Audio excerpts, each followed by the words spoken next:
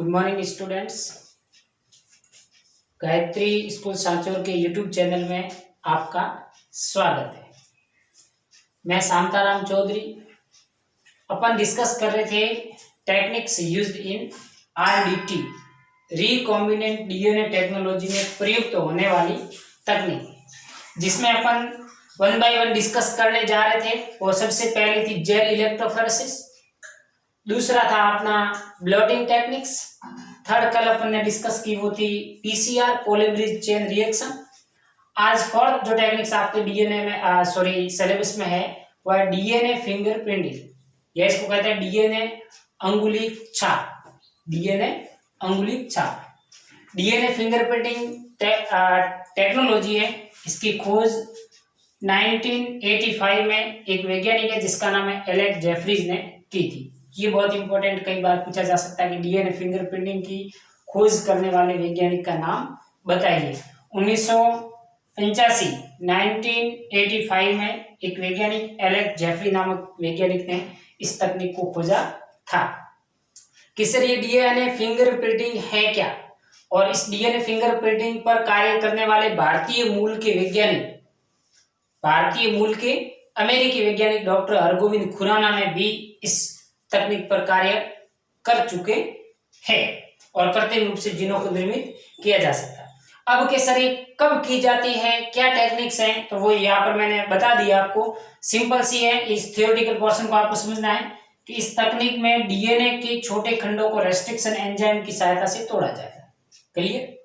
ये आरडीटी जब अपने शुरू की तभी से रेस्ट्रिक्शन एंडोन्यूक्लियस काम आ रहा है।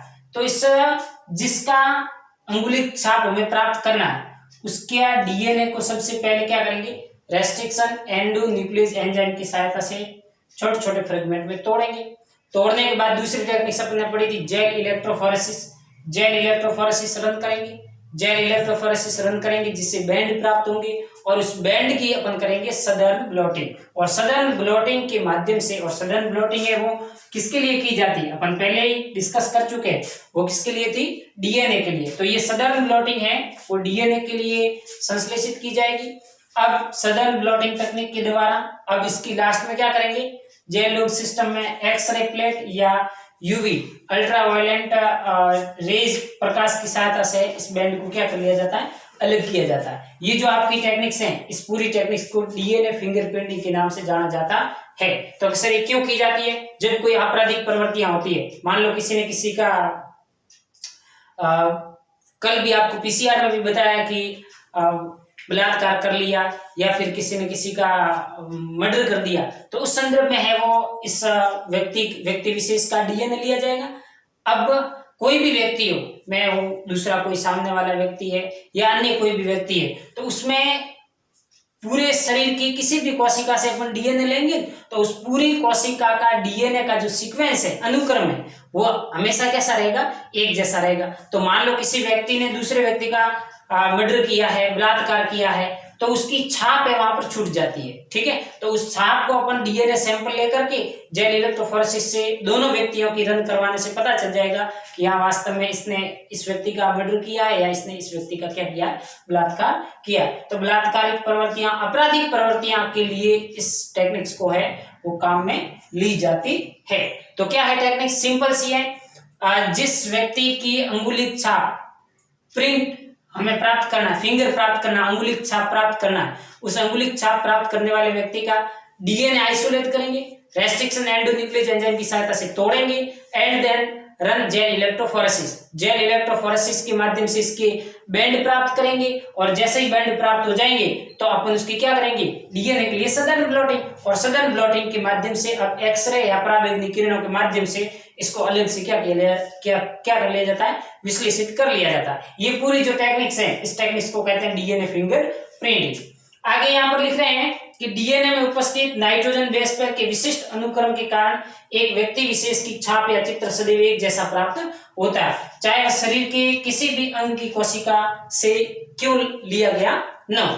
मतलब समझ में आ गया कि मैं, ठीक है, सपोज मैं, तो मेरा पूरे शरीर की जो कोशिका है, इस पूरे शरीर की कोशिका से मान लो नाखून से, ये बाल है, रक्त है, या कोई भी छोटे से छोटा अवशेष है जहां पर भी मिल जाता है वहां से भी डीएनए आइसोलेट कर लिया जा सकता है। तो किसी भी अंग से, किसी भी कोशिका से इस सैंपल को लेकर के अपन इसकी फिंगरप्रिंटिंग के माध्यम से डीएनए आइसोलेट है वो करवाया जा सकता है। और एक व्यक्ति विशेष का जो डीएनए की सीक्वेंस होगी, अनुक्रम होगा, वो विशेष प्रकार का होगा और उसी की सीक्वेंस उसी से मेल खाएगी, दूसरे किसी और व्यक्ति से नहीं खाएगी। तो ये है आपकी डीएनए फिंगरप्रिंटिंग या डीएनए अंगुली छाप। अब आप कब काम में ली जाती है? आपराधिक प्रवृत्तियों को अंजाम देने के लिए। बस इतना याद रखना, इसकी डेफिनेशन और ये प्रोसेस। बाकी जो ये जेल इलेक्ट्रोफोरेसिस पहले अपन डिस्कस अध्ययन कर चुके हैं। सडन ब्लॉटिंग क्या होती है इसके बारे में भी अपन पढ़ चुके हैं। और अब आज पढ़ ली DNA finger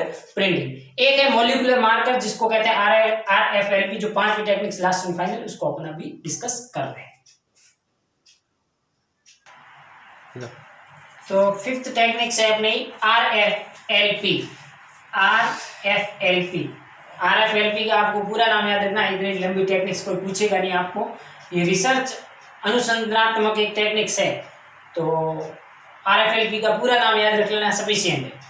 RFLP that is restriction fragment length polymorphism. ये एक प्रकार का मॉलिक्यूलर मार्कर है जो आपके यहाँ पर मैंने लिखा आनुवंशिक मानचित्र, भौतिक मानचित्र और गुणसूत्रों पर जीन की व्यवस्था को निर्धारित करने के लिए उपयोग में लिए जाते हैं। तो सिंपल सा है कि RFLP restriction fragment length polymorphism एक प्रकार का आणविक मार्कर, जेनेटिक आनुवंशिक मार्कर है और इन मार्कर की सहायता से आनुवंशिक मानचित्र, जेनेटिक मैप, बस सिंपल सा वो भारत का मानचित्र, वो मानचित्र नहीं है भाई यहाँ पर। ये किसका है? आनुवंशिक मानचित्र, मतलब किसी व्यक्ति विशेष का एक इंडिविजुअल जो जीन होता है उस जीन की मैपिंग करना, भौतिक मानचित्र निर्मित कर सकते हैं इस RFLP का उपयोग करके। किसी इंडिविजुअल जीन के साथ इस जेनेटिक मार्कर को क्या किया जाएगा? ऐड किया जाएगा और ऐड करने के बाद जो मानचित्र निर्मित है वो किए जाते हैं। वही सेम प्रोसेस है कि डीएनए के एक खंड को रेस्ट्रिक्शन एंजाइम की सहायता से उसके साथ क्या करेंगे? उपचारित करेंगे और उपचारित हो जाता है। उसके बाद जैसे ही रेस्ट्रिक्शन एंडोन्यूक्लियस एंजाइम से उपचारित करेंगे तो इसके डीएनए के जो अलग अलग खंड हैं वो अलग अलग लंबाई के टुकड़े हैं वो विभक्त हो जाते हैं। और जैसे अलग अलग लंबाई के टुकड़े हो जाते हैं तब इनका जेल इलेक्ट्रोफोरेसिस रन करेंगे। जेल इलेक्ट्रोफोरेसिस क्या है अपन बार बार डिस्कस कर चुके हैं। जेल इलेक्ट्रोफोरेसिस रन करवाएंगे जिससे वो डीएनए का क्या हो जाएगा? पृथक्करण हो जाएगा। और जैसे ही पृथक्करण हो जाता है और जेल पर डीएनए के विभिन्न खंड के क्रम व्यवस्थित बैंड बन जाएंगे और बैंड को आइसोलेट करके अपन डीएनए फिंगरप्रिंटिंग है, गुणसूत्रों पर जीन की व्यवस्था है, जेनेटिक मैप है इत्यादि तैयार है वो कर सकते हैं। तो ये है आपका RFLP। आप सिंपल डेफिनेशन पूछे तो आप इसकी एक तो restriction fragment length polymorphism full form लिख देना। दूसरा ये इतना बता देना कि यह आणविक जेनेटिक मार्कर है जो किसी भी इंडिविजुअल जीन की आनुवंशिक मानचित्र, भौतिक मानचित्र को निर्मित कर सकते हैं।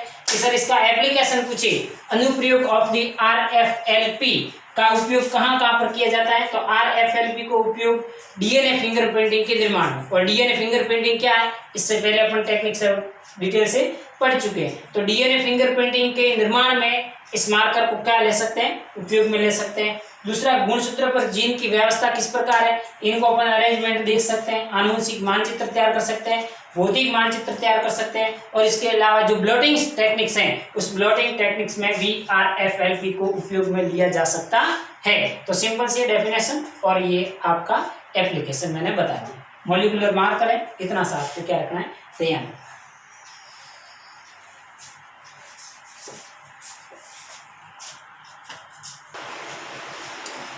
नेक्स्ट, इतनी सारी अपन ने आनुवंशिक अभियांत्रिकी, बायोटेक्नोलॉजी के अंतर्गत आनुवंशिक अभियांत्रिकी, RDT, इन सब के बारे में अपन ने अध्ययन किया।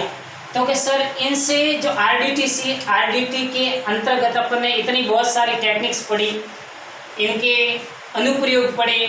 तो कि इस लास्ट और ओवल ब्रीफली समराइज रूप से हम देखना चाहें तो कि RDT में इतने सारे टूल्स और टेक्निक्स जो काम में आ रही है उसके माध्यम से, इस RDT के माध्यम से मानव जीवन में या किसी भी जीव में अचीवमेंट क्या, अचीवमेंट का मतलब है इसका विकास, RDT का आगे क्या विकास हो पाए। तो सबसे इंपॉर्टेंट चीज है वो है जीन क्लोनिंग कर पाए।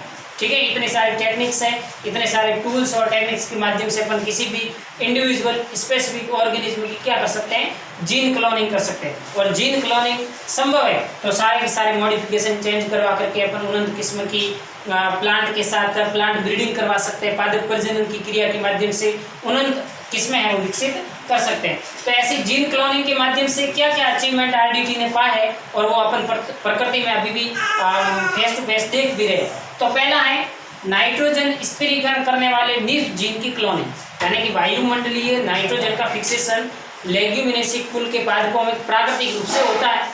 अब फिर इसमें देखा गया कि हाँ कि ये प्राकृतिक रूप से कौन कर रहा है, तो कौन कर रहा है, निफ जीन करता है। और इस निफ जीन की क्लोनिंग करके इसको कृत्रिम रूप से है वो नाइट्रोजन फिक्सेशन करवाने का प्रोसेस है पादपों में क्या कर लिया गया, शुरू कर लिया गया, ताकि पादपों में मृदा की जो उर्वरकता क्षमता है, फर्टिलिटी का जो प्रोसेस है, इसको क्या कर लिया जा सकता है, पूरा कर लिया जा सकता है।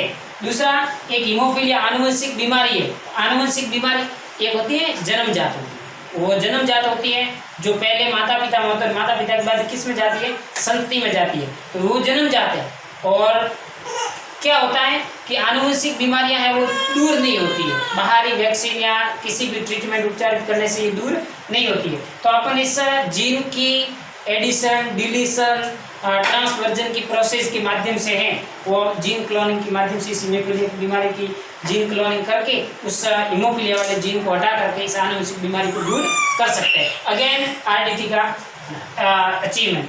हिपेटाइटिस बी विषाणु की जीन क्लोनिंग, ठीक है, हिपेटाइटिस जो बीमारी होती है तो उनके वैक्सीन तैयार करके उस विषाणु की जीन क्लोनिंग करके इसका टीका तैयार कर लिया गया।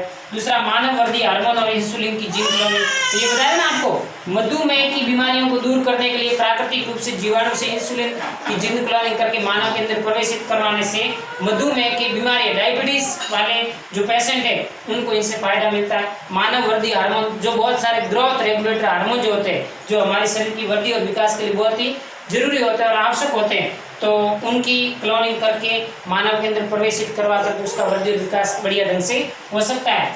तीसरा है HGP। HGP का मतलब है human genome project. Human genome project का कार्यक्रम है वो ह्यूमन, पूरे एक ह्यूमन की अपन जीनोम सीक्वेंसिंग करना चाहे तो भी इस टेक्निक के माध्यम से वो संभव है। और बहुत सारी एंटीबायोटिक पेनिसिलिन को निर्मित किया गया है, एक प्रकार की कवक है, उस कवक से पेनिसिलिन एंटीबायोटिक तैयार करके विभिन्न प्रकार की बीमारियां और उससे संबंधित शरीर के प्रतिरक्षा तंत्र को मजबूत करने में महत्वपूर्ण भूमिका निभाती है। तो इस प्रकार से आरडीटी की इन टेक्निक्स और टूल के माध्यम से हमें अपने दैनिक जीवन में ये अचीवमेंट हासिल होते हैं, जिसमें मुख्य रूप से जीन क्लोनिंग के संदर्भ में अपन ने वो बात की। और इनकी जीन क्लोनिंग करके अपन किसी भी ट्रांसजेनिक पादप विकसित कर सकते हैं, पादप प्रजनन की क्रिया करवा सकते हैं, निफ जीन का संश्लेषण कृत्रिम रूप से भी करवा सकते हैं। इसी achievement of RDT recombinant DNA technology के साथ ही ये चैप्टर आपका यहीं पर खत्म होता है। अब इस पूरे के पूरे चैप्टर की जो नोट्स की पीडीएफ है वो मैं आपको है वो सेंड कर दूंगा, वहाँ से आप अपनी नोटबुक में इसको क्या कर लें, कॉपी कर लें, ताकि बढ़िया ढंग से व्यवस्थित काम आपका हो जाए और निरंतर रूप से आप अध्ययन करते रहें। अगला टॉपिक अपन अगले टर्न पर लेंगे, पादप उत्तक संवर्धन। बहुत ही इंटरेस्टिंग मेथड है, कैसे प्रोसेस करते हैं इसकी भी आपको बताएंगे। थैंक यू, धन्यवाद।